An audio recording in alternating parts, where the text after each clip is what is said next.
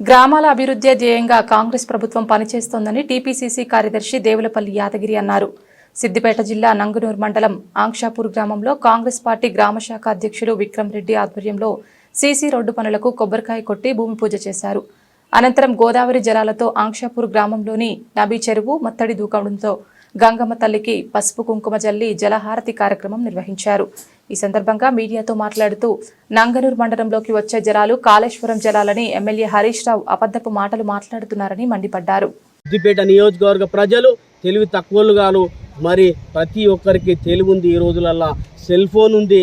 మరి గూగుల్లోకి పోతే ఏంది అనేది ప్రతిదీ కుల్కషంగా వాళ్ళు చూసుకోగలుగుతారు. మరి ఇప్పటికైనా మరి సిగ్గులేనోడా అబద్ధాలు మాట్లాడు మానుకో.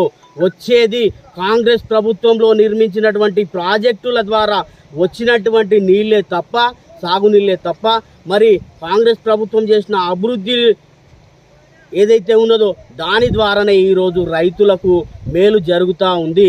ఇది సత్యం. నీకు దమ్ము ధైర్యం ఉంటే అదే కాళేశ్వరం దగ్గరికి, మేడిగడ్డ అన్నారం బ్యారేజ్ దగ్గరికి పోదాం.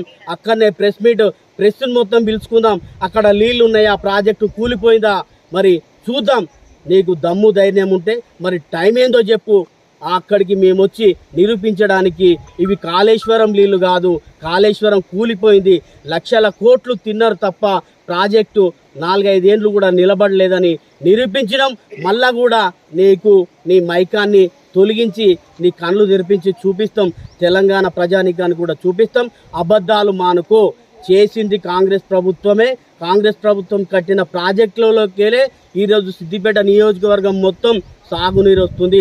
బిడ్డ ఇంకొకసారి అబద్ధాలు మాట్లాడి తప్పుడు ప్రచారం చేసి మరి ప్రజలకు తప్పుదోవ పట్టిస్తే బట్టలు కూడా కొడతామని చెప్పేసి హరీష్ రావుని సందర్భంగా హెచ్చరిస్తా ఉన్నాం.